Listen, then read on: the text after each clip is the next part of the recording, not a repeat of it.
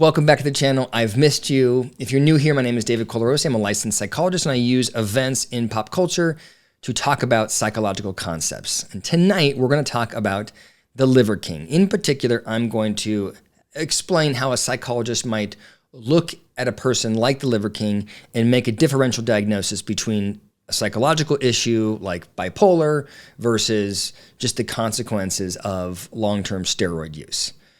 Now, to be clear, I have not interacted with the Liver King. I cannot diagnose from afar, so I'm not going to really be diagnosing. I'm just going to be sharing how a psychologist would think about a case like this.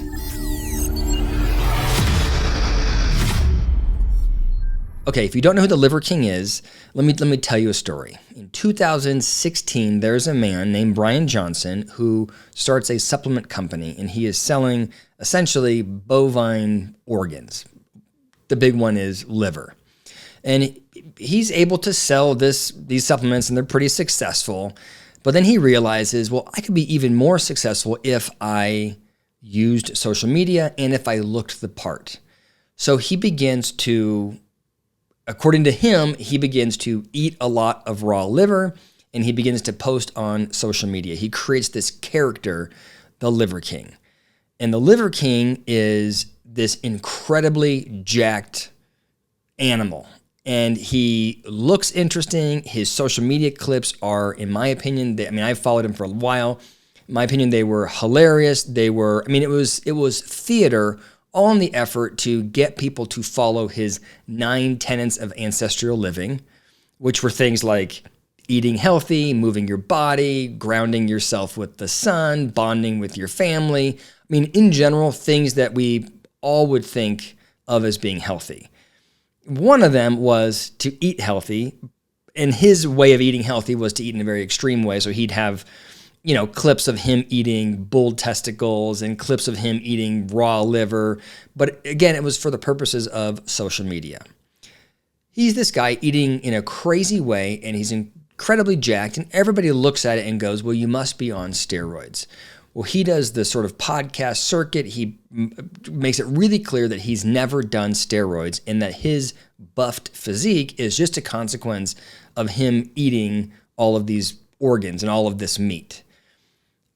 I think objectively people could look at it and go, you're out of your mind. Your skin is red. You're super aggressive. You are incredibly jacked. But he was selling this lifestyle. People felt very sort of betrayed or off-put by the fact that he wasn't being honest about what was clear steroid use. So then in 2022, it comes out that when he made the shift from being just a guy selling supplements to the Liver King, he had reached out to podcasters, fitness experts, looking for advice on what steroid stack to use to get super buff. So here's this stack: IGF-1 LR3, CJC with IMAP, ibutamoren, omnitrope, testosterone cypionate, deca, nandrolone decanoate, winstrol. So while it was kind of obvious on the side because of how he looked, now it was really clear, black and white. A week later, he comes out and he does an apology video where he essentially says, I have low self-esteem. That's why I need to be so big. I didn't look like how I looked, so I took steroids. But the society needs someone like me because men are overly feminine and we don't stand up for what we believe. And it was a weird apology. Our young men are hurting the most, feeling lost, weak, and submissive. So I made it my job to model, teach, and preach a simple, elegant solution called ancestral living. People didn't react well to the apology. He came across like a charlatan, and his social media stock tanked. So at that point, he goes, okay, I need to get on the biggest platform. So he reaches out to Joe Rogan and says, can I be on your podcast? And Joe Rogan, who has for a long time known that he was juiced to the gills, goes, you're a charlatan, I'm not interested. And then we sort of don't hear from the Liver King. He keeps posting, but he's lost a lot of popularity. And then just last month in May 2025, a documentary on Netflix comes out where he is essentially trying to explain his story and I think gain popularity back. But in the documentary, it's really clear that he is not sorry for doing steroids. He doesn't think it was wrong. It didn't resonate again. And then over the last month, you have just seen him devolve. It used to be that his videos were ridiculous, but they were fun and they were, in my opinion, campy, and they were pure entertainment. Happy birthday, America! Push-ups before dinner because food wasn't just laying around for you to eat. Let's see how it tastes. In the last month, all of a sudden they became darker, they became meaner, they became more aggressive, and in particular, he started threatening Joe Rogan. 3 a.m. in the morning, I'm trying to pick a fight with Joe Rogan. Still here. I'm not going to go to sleep until my people show up because we're going to Austin today. Unless I get an invitation, Joe Rogan can release me. Release me of all this nonsense, but I'm not going to sleep for a week otherwise. And maybe you follow through with everything that you fucking said because maybe you're not a liar king. Maybe you're actually a real king. Just pulling up.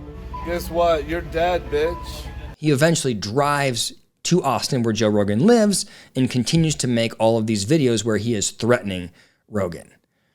That doesn't go well with the police. Eventually he is arrested and he is charged with making terroristic threats. He gets released from jail on bond and he proceeds to keep making more aggressive, dark, critical, negative posts on social media. $10 million and it can all go away if I won't say another word. If anyone from your team contacts anyone in my team, I am picking a fight. It's with the bully. And in all of these posts, his speech seems erratic. It's like this free flow discussion that doesn't make any sense. I mean, you need a coffee to pay attention, to try and follow what he's thinking. I mean, his mind is all over the place. And that's where we're at today. You have a guy in his mid-40s walking around with an ankle monitor on, speaking to social media in a dark and angry way, still directed at Joe Rogan. I'd ask him when the rematch is, if you could just tag him in a message and ask him. So what's going on here from a psychological standpoint?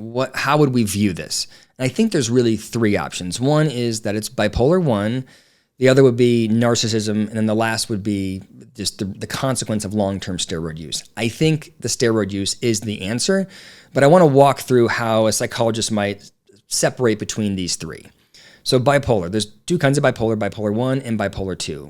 Bipolar 2 is someone who has depression and then a period of mania or hypomania. Bipolar 1, which would be closer to what Brian Johnson or the Liver King is experiencing, is periods of mania with at least one period of depression. If you look at him, I understand why people think that he's experiencing mania, right? He does have erratic thinking. He does have delusions of grandeur. He does require a lot of external attention. In these periods where he's talking about Joe Rogan, he's not sleeping. He seems agitated. All of that is mania. Pure mania can be exceptionally distressing. You have lots of energy. You have pressured speech. You're struggling to sleep. Your mind is bouncing all over the place. It can be so severe that you get hospitalized or even have psychoses. When I look at Brian Johnson's videos, when he's talking about Rogan, I think his thinking is nonlinear. I do think he is hyper-focused on an outcome. I do think he's erratic, but I don't know that there's a presence of depression in him. And without any depression, at least in my, as far as what I can find, with no evidence of depression, you can't make the bipolar 1 diagnosis. So I don't think that's a great fit. Also, aside from this time, like when you think about bipolar, typically it is a cyclical experience, right? You have periods of mania. Well, he's been in the spotlight now since 2017. This last several months is the only time at least I'm aware of, that we've seen this kind of erratic behavior. The rest of it was campy and fun, and we've moved to a new place. So I don't think that bipolar fits. Then we go over to narcissism. When you think about a narcissist, it's not just that somebody is selfish or that somebody thinks they're better than everybody else, but it is that this person doesn't recognize that there are other people in the world. This is you have it's a consequence of deep insecurity, and in order to protect yourself, you become the only thing that is important. And so you're not very empathetic, you're not very caring, you're constantly comparing yourself to other people. You don't feel like you're part of something larger. It's you, and then nothing else matters. And I think that's a really important distinction. It's not somebody selfish. It's someone that doesn't get that there's other people around. And it has to be a pervasive pattern that impacts many areas of somebody's life. In the Liver King's case, I don't know that there's any evidence of him dismissing other people. I don't know there's any evidence of him lacking empathy. I don't think there's any evidence of him showing up negatively to other people. In fact, I would say that when I have seen him interact with other people, it seems like the opposite. He's overly concerned with what they think, but he's also overly concerned with how they feel. He is on this sort of mission to take care of his family. He's on this mission to support his community. So now, he could be playing a character and it could all be total bullshit, to his end. I guess I would say it this way. If he is the Liver King in an effort to take advantage of all of the people that buy his supplements, then that would fit the diagnostic criteria for narcissism. But if he is the Liver King because he wants attention and because he thinks he is doing good for society, then I don't think he meets the diagnostic criteria. And then that brings us to the steroid use. There's a lot of guessing when it comes to has he or has he not had depression? Is he or is he not on other drugs? But we know for sure he is on a lot of steroids. The numbers I saw were $11,000 worth of steroids every single month. The guy is juiced to the gills. And when you take that quantity of anabolic steroids, it messes with your serotonin pathways, it messes with your amygdala, it messes with how you see the world around you in a very pronounced way. So he may not feel the level of sensitivity that he used to. He may not be aware of how he's being perceived the way he used to. He may have delusions of grandeur as a consequence of the steroids and the working out he's doing. He probably feels big and powerful and all that. And maybe most important, steroid use at that level for that amount of time can lead to incredible emotional volatility, and it can impair judgment. And I think that's what you're seeing when he is, filming these videos for Rogan. You see a man that is totally out of control. He can't control his emotions. He's trying to be composed, but his thinking is scattered because he's got so much energy. Sometimes steroid use leads people to be hyper-focused on an outcome, on an achievement. And I think that for Brian Johnson, Rogan is the reason why he's not been successful. If he had been able to be on Rogan's podcast after his doc came out, he could have cleared the air and he could have convinced everybody that he was a great guy. But Rogan wouldn't buy into it. And so I think as a consequence of the steroids, I think he's hyper fixated on Rogan being the problem. And there's no off-ramp for him. He's just locked in and not making sense.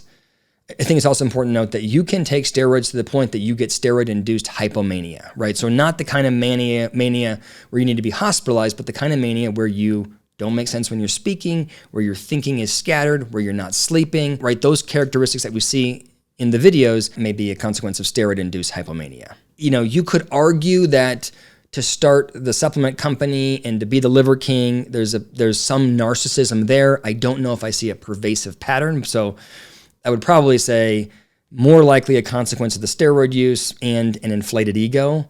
I don't think he fits the diagnostic criteria for bipolar. Those are my thoughts. Let me know what you think in the comments below. Thanks.